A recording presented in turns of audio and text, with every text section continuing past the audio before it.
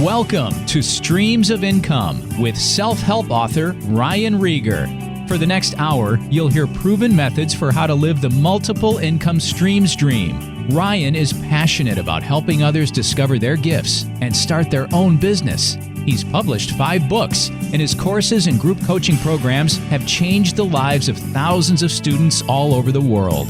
Ryan's books include Private Label, The Easy Way, Finding Your Grace Place, and his latest, Streams of Income. And now, here's your host, Ryan Rieger. Hey guys, welcome back to the Streams of Income radio show. I'm your host, Ryan Rieger, and today we are chatting with Mike Dallas Peterson. He has an integrator business. He actually has a whole academy where he teaches people how to become integrators. Now, you might be wanting to know what in the world is an integrator. Mike answers that really well. He says it's the glue. They are the glue that hold the internet together. Let me see if I can explain it here. Essentially, it's kind of like the COO in an organization, but they do pretty much any task that somebody needs. For example, he might come into a business and set up systems and processes, set up a customer relationship manager software, get that to talk with their email list, and just is that key person that just gets stuff done in a business. I guess that'd be a good way to put it. They just get things done. It's not always them that do the work though. They may have a virtual assistant under them that works with them to do the work. If they build a website that needs to be done, they will find the website builder and get that hired out. But they just take the things off of the visionary's plate. So that visionary, the person at the top of their business, can just do what they do best, whether that's content creation or making sales calls or podcasting, whatever it is. They can focus on doing what's best for them and what drives the business forward from their work, and then the integrator takes care of everything else and hires the right people and just gets things done. So this was a fascinating interview. If you're in a position in your business where you feel like you got just so much on your plate and there's things that you should be doing, but you just don't have the time for it, an integrator might be a really good person to bring on board.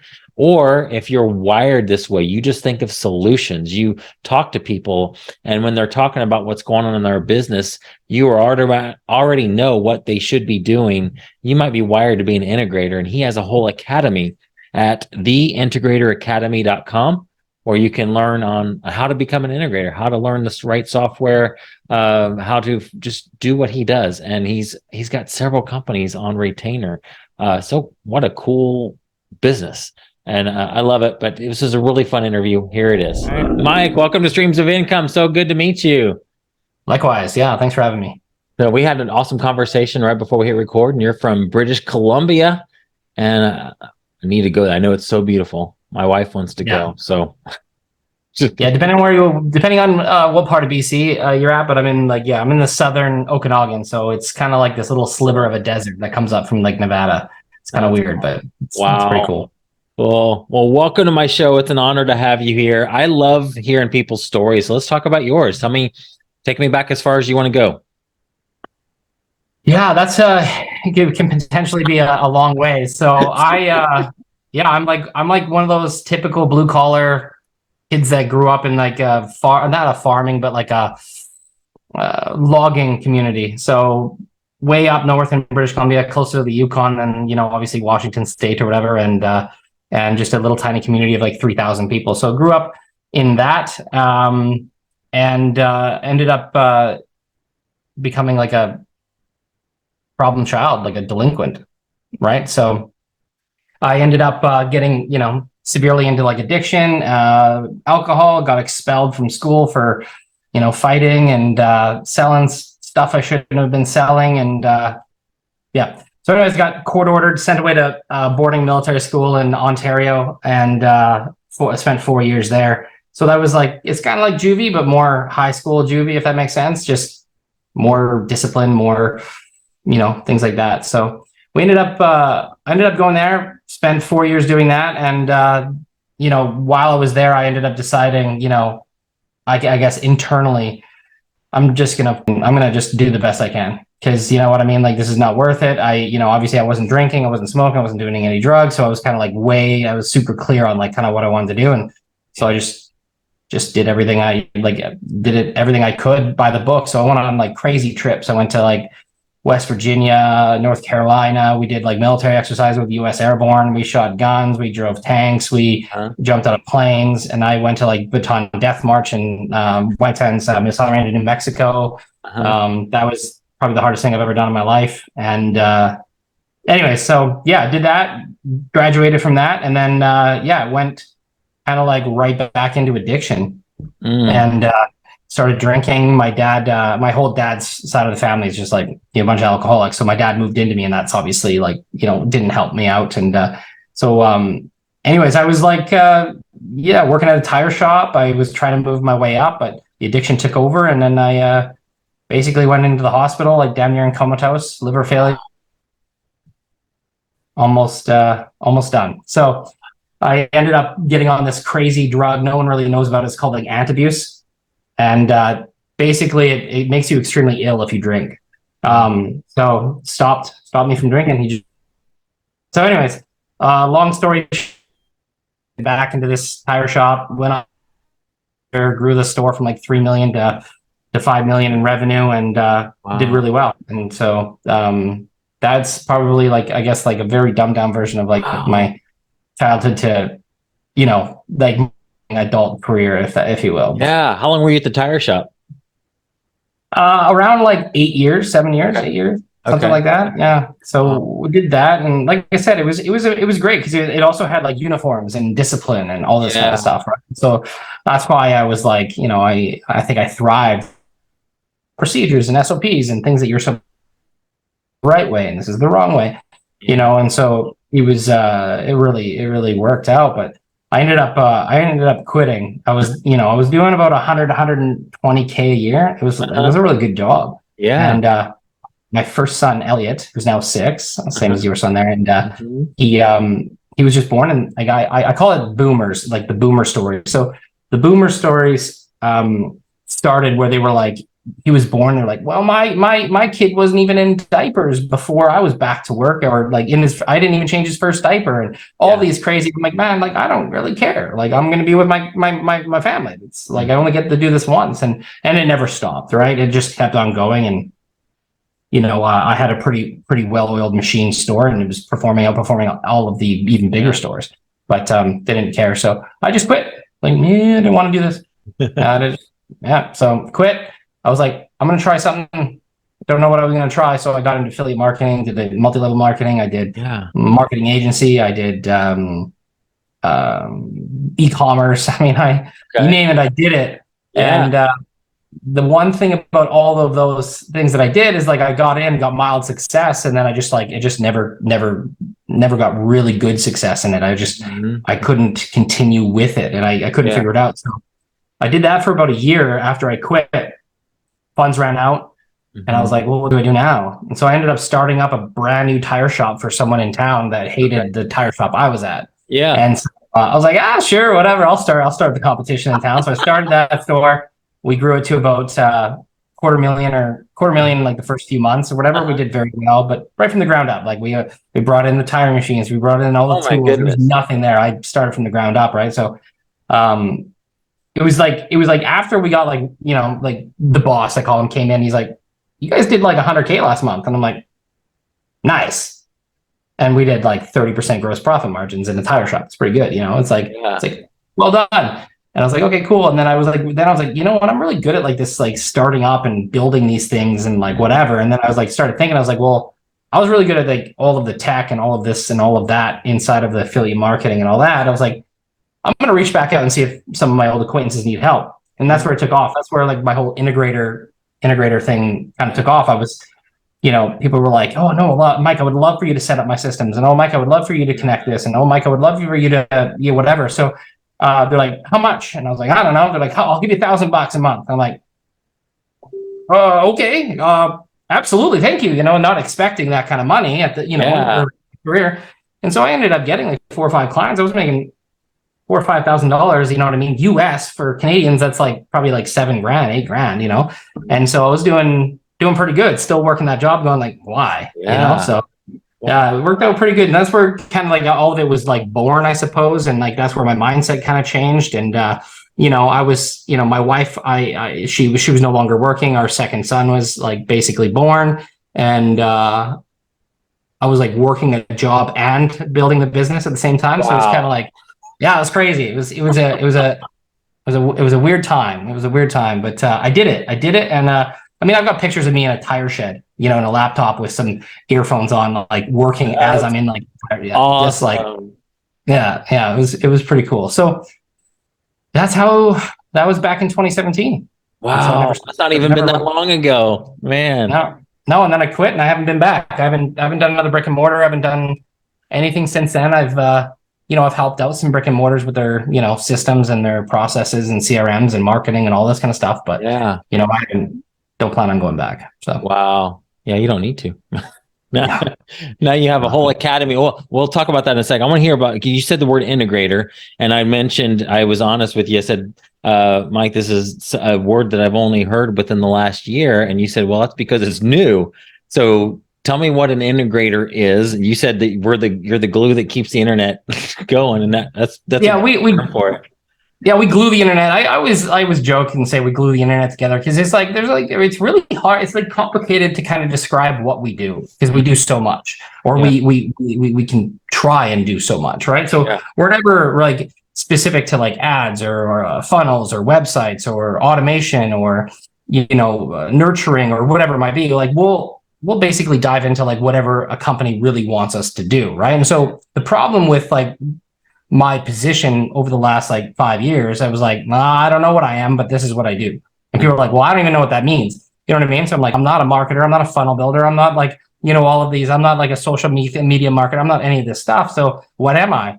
And so there was a couple of people throwing around the integrator term. And I was like, you know what? That kind of like makes sense. So we basically just connect the dots, and we build systems, and we basically glue things together. So for example, you've got one software over here that's doing something, and you got another software over here doing something, and you're like, well, I want them to talk.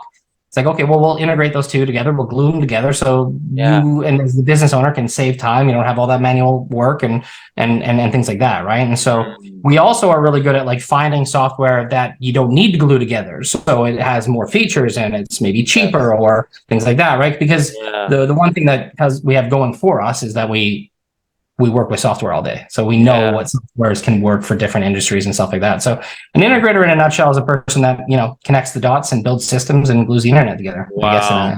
Do you feel like you have to, is it better to work in a specific niche, or is your skill set so widespread that you could go into any situation and help them out? Pretty much anywhere. I mean, I would say that marketing and sales is very, very common, like human behavior wise is very common. So like creating like, the sales systems or the marketing systems, it's not, I would say, too different from every industry or every niche on the planet, right? So, I've worked in tax and the course industry and coaching and I'm in insurance and like automotive and hail repair for one of these companies I'm working with right now. You know what I mean? Like it's just random stuff, but like it's a CRM, a customer relationship management system, and then it's like it's an email software, and it's like it's the same stuff.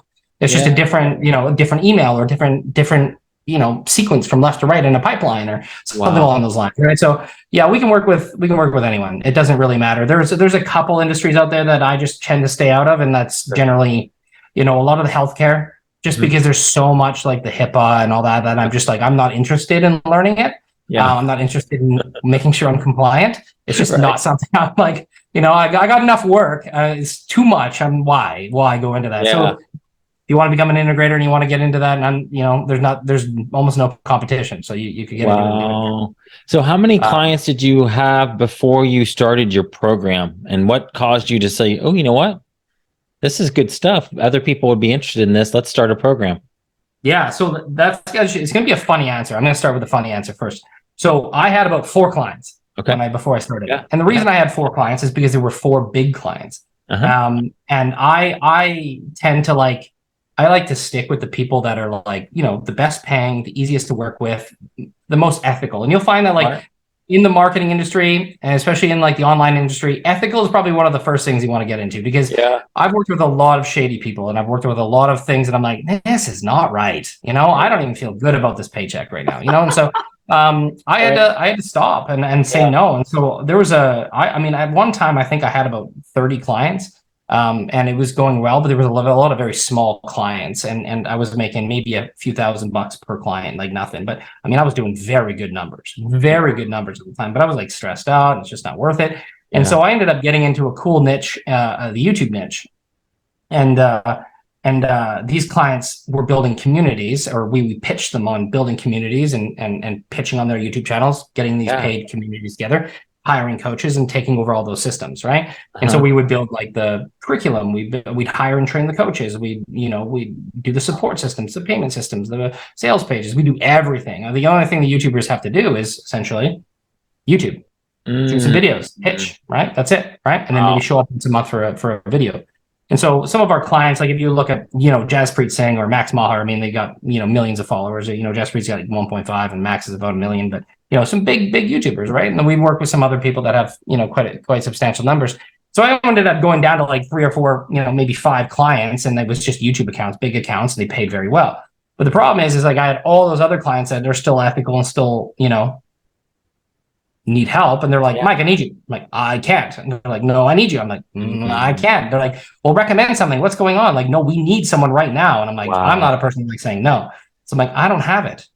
I don't have it. And so I started training a person that I worked closely with on one of the YouTube offers. And then I trained another person that I worked closely with on the YouTube offers, and they just like clicked and they got it. And I was like, just go do your thing. You take this. I don't even want the money. They're like, okay. And so I got clients out there, like first 2 or 3 months, they're making 12 grand a month. They're like, oh my God. Like, I was like, I'll never go back to work again. No. You know what I mean? I'm like, keep going. Like, you want another client? Here you go. Hey, you want another client? Here you go, kind of thing. Right? And so that went on for a while. And then all of a sudden, it's like these guys ended up getting into their groove, finding some good offers that they're kind of comfortable on now. And they're like, no, I'm done too. So that's where I'm like, I got to do something. I got to like try and build like an academy where I can teach people at least the basics, get their head in the mindset, right? Like, and then hopefully,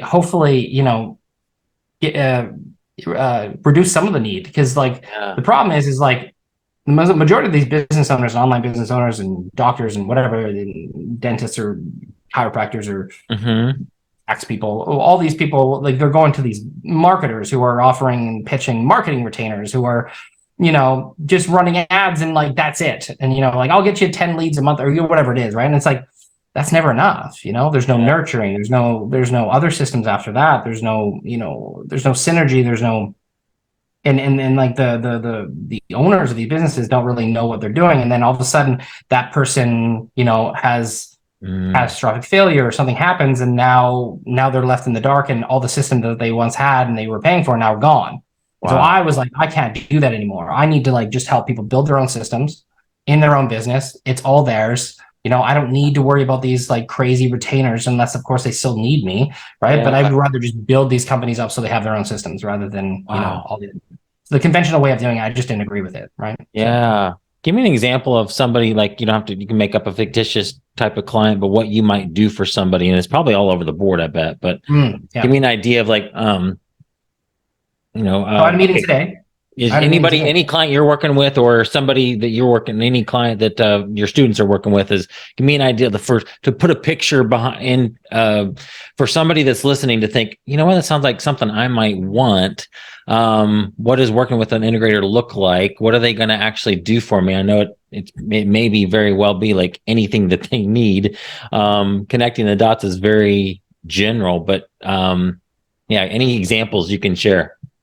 Yeah, so the most common integrator is like a CRM integrator, someone that's going to develop like build a CRM and build the sales and marketing and all the systems around that. So that's one of the most common integrator types out there, where they're just going to help out with all of that kind of stuff. The reason being is because it's also the most needed integrator out there, because there's just so many people that don't have. They'd select the right software or have one built if it doesn't exist. Yeah, chances are you'll never have to build something. Okay, ever. That's good. Because there's so much out there. It's almost too hard to like choose the right one, because there's so much good stuff out there now, right? Yeah. So I mean, you've got like HubSpots and Salesforces, and you've got like high level, and then you've got like Pipedrive, and you've got all these things that are really good at certain things. So now it comes down to like industry, for example, right? And so like some industries, like for example, I'm working with this company right now. It's a hail repair company, and they travel around the States, and they wait till there's these huge storms, and then they go and they find the vehicles with hail damage and they put them in and they do all the auto body repair. And so it's a really cool business model, and it's technically brick and mortar, but it's more online because they're just traveling all over. So I built a CRM inside of Pipedrive, but then I did all their marketing inside of Go High Level. And so I just connect the two to talk. Why? Because High Level will not do the pipeline variations that they need, but Pipedrive won't do a lot of the nurturing and the marketing that they need, if that makes sense. So that was where I had to pick two different softwares, right? And then today I got on a call with a coach, and he teaches a lot of like real estate wholesaling and all this kind of stuff. Works, I think, closely with like Ryan Pineda, and I don't know if you ever heard of him, but works closely, in that program. And he just needs a CRM, but he needs it for his coaching. So he needs like a course built inside of there, the emails that go out, maybe some reminders, paywall so people can pay, right, and get the receipts, and maybe a nurture sequence to say, hey, this is week 1, here's where we're at, this is what you should be doing, here's week 2, this is where we're at, this is what you should be doing, and then like things like that. So like I just sold a person on that today. With one of my students. That's awesome. What's your favorite go-to work? Because I do a lot of courses and I've helped people with a lot of courses. What's your favorite platform for course building that also has your website and your email list and be able to take payments in it? It's really hard. I have like probably a top 3. Okay. I really like Circle.so. It's because the reason why I like Circle.so is because I built a software. Spent a fortune on it, and I never got it out, and Circle came out just at the same time. And it was like almost like an exact software. I called mine members represent. And so anyways, I really like, I know, like, again, there's like no ego here. I'm like, you know what, they came to it, they got like ended up getting like $22 million in funding and all that. I'm like, oh, it's right around the corner, man. Like, and I can still probably build it up and get it going. But anyways, so I really like Circle.so because again, it was like, kind of like what I'm doing. It has got courses, it's got the community, it's got the paywalls, it's got the live streaming, it's got the record, like all of that kind of stuff is all inside of there, right? And so I really like Circle.so. The other thing I really like is like pairing up like Patreon and Discord. Oh, interesting. It's kind of a weird combination, but I like pairing up those two because like for YouTubers especially, it's really easy to sell someone on Patreon because someone's already in it, and a lot of people already have Discord, right? And so pairing up the two, Patreon already connects with Discord, and so it'll pull you out and pull you into the community and all that kind of stuff. So I really like that, being able to store that information in there and things like that. And then after that, like I would say, like when it comes down to like Thinkific and Teachable and Kajabi and all that kind of stuff, I would just default to Go High Level. And the reason I default to Go High Level is because Go High Level does more in the long run. And I like setting up a system, and I like setting up all of my clients. So that way, like they're not rebuilding in a year, you know what I mean? So like, it's got room to grow and whatnot. And I find that like the Teachables and the Thinkifics and stuff, they're really good as like a teaching platform and all that kind of stuff. But then when it comes into like maybe the community aspect or the emailing aspect and all that, it's just like, it's very limited. There's not a lot you can do. And then you have to then hire an integrator like myself to use something like Zapier or Make or Integrator or Pabbly and all that to connect it with other things. And now you have multiple softwares and all this kind of stuff, right? Wow. So I really like Go High Level because it'll do the memberships. It's going to do your website. It's going to do your funnels. It's going to do your blogs. It's going to do your SMS and phone calls and pipelines and Google My Business. And I mean, I could go on and on. Wow. Right. Yeah. And so that's why I really like Go High Level. And the membership site isn't necessarily the most prettiest thing on the planet. Doesn't have the most aesthetics UI or whatever, but with a little bit of CSS, you can make anything beautiful. So that's what I do. Cool. Wow. Do you have that CSS knowledge, or do you hire somebody to do that? I hire I hire it all up. I have someone on my team. But that's what's brilliant about that is like me as the business owner that hires you, I don't have to know the CS person. I just say, we need this done. Or you probably tell me, we need this done. And I'm like, I have no idea how to do that. Well, I do. And I know the guy to go to, and you just take care of it. Yeah. So generally, awesome. I'm always on retainer for a lot of these companies. So I don't even ask. I just do it. And I'll just put it on my expense, or I'll just submit it to them or something like that at the end of the month. That's so awesome. It generally goes like that. Yeah. So give me an example of that if you can. I'm just curious, the person that you said did the hail repair, like before you, what were they doing? How were they keeping track of customers and all of that? Well, they had this like Jimmy rig thing with like Salesforce. Okay. And I don't think it was working very well. And they were trying to use like Salesforce and like Townly, and they couldn't get it to work. And then they hired this one company because they wanted to move to Pipedrive. Okay. and they couldn't get Pipedrive to work, so they hired this company that was like really well known in the Pipedrive community. I'm not going to sound like a name Sure. drop or anything, Sure. but then they only like did parts of it, and then they were like, "Oh, our hours are done. We can't help you anymore." And so then they found me on YouTube, and I just did a quick Pipedrive tutorial on how to like. Yeah. God, I forgot. I don't even know the YouTube video, and I didn't even want to make the video, but like one of my VAs was like, "Oh no, you should do this." I'm like, "Okay." So I shot the video, and then they booked a call using my link on that video. That's awesome. And they were like, "We need you now. How much?" And I'm like, $1,000 a week. They're like, "Hired, let's go." I'm like, you know what I mean? Like that's $4,000 a month US. Like, I mean, I like that's maybe awesome. a couple hours a day, you know, not even. Oh my goodness, that's so cool. Yeah. Wow. With your academy, like who do you feel like is the best fit for being in the integrator role? Because it's probably a certain, I don't know if you use the DISC profile or something. There's probably some personality profile that makes that one person a great fit for this role and somebody not. So can you talk about that? Yeah. So generally it's like male or female, doesn't matter. I've worked with plenty of females as well, but generally it's someone that like, is very solution oriented. Yeah. So what I mean by like there's those people, and like the people that have this know they're those people. It's like they can't even have a conversation without offering an advice or offering, you know, some sort of solution, or, you know, there's always like technically the devil's advocate in these situations, but they're not the devil's advocate. They're just coming up with different ways of doing things, you know? Yeah. And so I find that like those people are probably some of the best people that get into this. And obviously being techie, turning on a computer, navigating some software, that's obviously a given. I don't think, you know, you want to be an integrator unless you can, you know, navigate some basic softwares and things like that. Yeah. But I find that like the solution-oriented people are like that. I've worked with mostly family-oriented people, so people either freshly in a relationship, like engaged, or with children on the way, or with children. Okay. I tend to attract a lot of, you know, like myself, like, you know, dads and moms and stuff like that. Right? And so that's who and I would say my most common student is someone that's tried all of that guru stuff that doesn't work. Yeah, some of it is very good. Some of it does work. A lot of the guru stuff and the people that have tried the stuff that really just doesn't work, or the stuff that really doesn't make you money, or it's like this big course that teaches you one way of doing one thing or something like that. I just don't agree with those.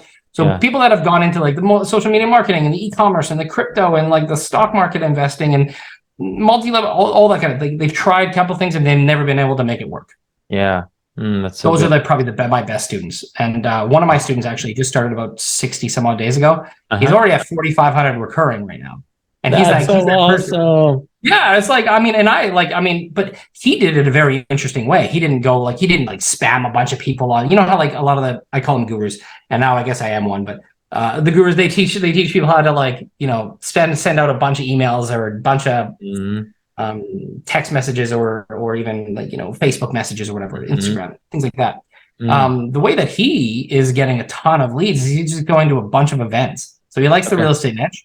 Yeah. And so he's just going into like, he's just paying and getting into a bunch of these events, and then just has this like thing, and he's like, well, what are you using for a CRM?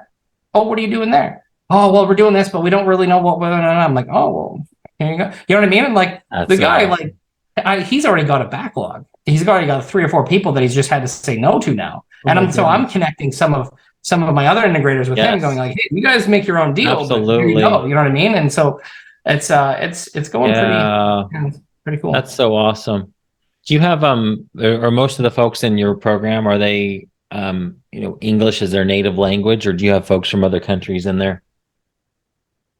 Well, coincidentally, the gentleman I was just talking about, his first language was Hindi, or he's East Indian. So I think he's from the southern part of India. So I don't know. Like I know that a lot of them will learn, you know, 2 languages at the same time, right? Yeah. So I don't know who came first. Yeah, I guess the reason I'm asking you that, Mike, is because I have a lot of VAs in the Philippines, and just curious to know, like, do you feel like imagine the clients you've worked with in the past, or people that your students are working with. Do you think that the fact that you are Canadian, or, you know, do you think that makes a big difference, or do you feel like your Indian student could get those same clients. Like I know some people are going to want like somebody that is on our time zone and that speaks perfect. I guess it depends on the job too. The reason I'm asking you this, because I'm thinking, man, I wonder if some of my Filipino VAs that are wired this way could enroll in your program and become integrators, or just curious. Some of my best, actually all of my best employees are Filipino. Wow. So like, because I don't do all the integrations anymore, right? I don't. Yeah. I only have I call them my girls, and my girls are all Filipino. Yeah, that's awesome. Yeah, they're all Filipino. And do you think they could fill your role, or would your clients be like, no, I need you? They don't know. I don't tell them. They don't know. My clients don't need to know how I get the job done, right? That's so awesome. I have a couple of remote PCs. You see one here, and then I have a couple right here. Yeah. And if they need to, they just jump into my Slack channels and they answer for me. They take a look at my task list. They do all that kind of stuff, and they jump in and they get the task done. I mean, the thing is like I'll have multiple tasks being done at the exact same time in multiple Slack channels. And well, none of them will know. You know what I mean? Sure. And the thing is, and they don't even care. They just wanted to get it done. Yeah, they just need it done. Yeah. Right. And you're like, still the face of that relationship, right? So if I have a problem, I'm coming to you, and you still interface with me. I'm still and all that, but a lot of the work is being outsourced to people underneath you. That's so cool. Yeah. I would say that if you're Filipino or you're East Indian or Pakistani or anything, any of those Colombian, whatever, all those, the countries where there's a lot of outsourcing going to. I would say learn a software called Go High Level or even HubSpot, and you'll never go without work. Wow. If you can master those softwares, you'll never go without work. That's awesome. I'll damn near guarantee. I mean, you obviously become proficient and good at it, right? And learn how to sell a little bit and value yourself. Because I find Filipinos especially don't know how to value themselves, right? They'll come in at like $4 an hour. I'm like, girls, what are you doing? You know what I mean? Like, stop. You know what I mean? So all of my girls, my Filipino girls, I know what you mean. They all have side hustles. Yeah. Right. They all have their own Go High Level clients and stuff like that. That's so awesome. You can do whatever you want to do on your own time and supplement but every single one of my girls have like built a house for their parents or like, you know what I mean? Things like that. It's like, it's really cool. Love that kind of stuff. Yeah. And all of them, actually, two of them, and especially Mel, Jane, and Maurice, they've been with me since 2018. Wow.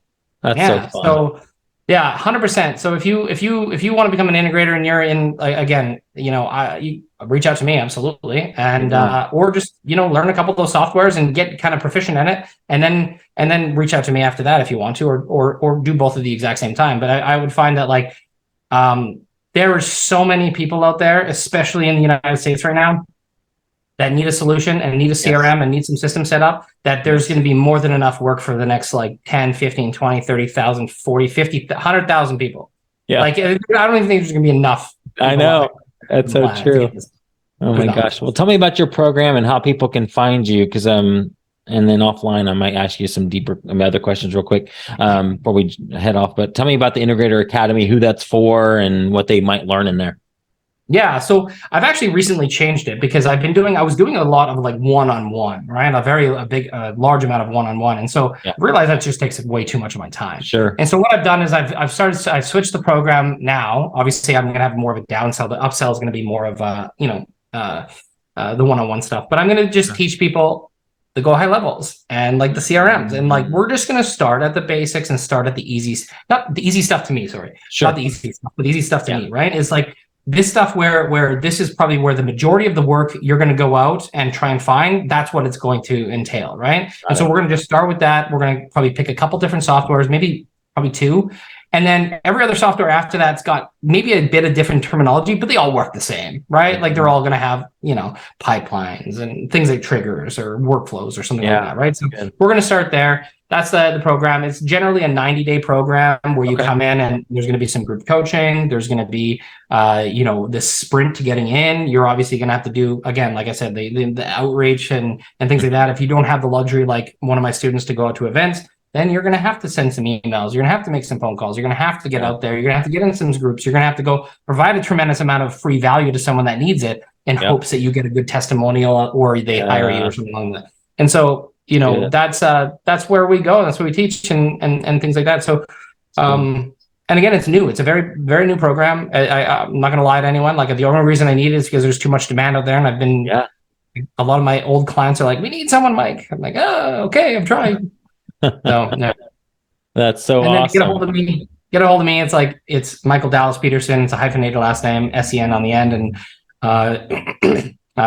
Facebook. Yeah, you can go to the integratoracademy.com. Perfect. Okay. Yeah, smoke signal. Carrier pigeon. Carrier pigeon. Just kidding. Yeah, we put your mailing address in the show notes there. Yeah, exactly. Send me a postcard 3x5. That's right. No, I'm kidding. This is so awesome. I love this. I've done a lot of interviews. I've never talked to anybody that has an integrator business. I've talked to a couple of my VAs before on episodes. This is so fascinating, and this is so needed, like you said. So, yeah, and then the cool thing is the majority of the clients that people end up getting just want you around. Yeah. And so a lot of my income now comes in just like, I would say semi-passively. It's not like passive income, but it's like I'm just in their Slack channel. They need something, I go do it. Right? But if they don't need me, then I'm still making the same retainer every month. I call it a maintenance. And they don't want you to go anywhere else. And I teach my students, I organize my Slack channels from top to bottom. Who pays me the most? And who do I like working with the most? Down to the bottom. Now, that's how I start. And I go from very top to smart. bottom. And I tell my clients that I'm like, this is you're fourth on the row. They're like, well, how do I get to the top? I'm like, well, you have to pay me an extra $4,000 a month. They're like, okay, done. I'm like, okay, you know what I mean? Like you can get to a level like that, right? I'm not saying it's like instant, but I've had those conversations, you know. And so after a while, like again, you just get I call it getting comfy. You get comfy, you get these clients. Absolutely. But gosh. That is so awesome.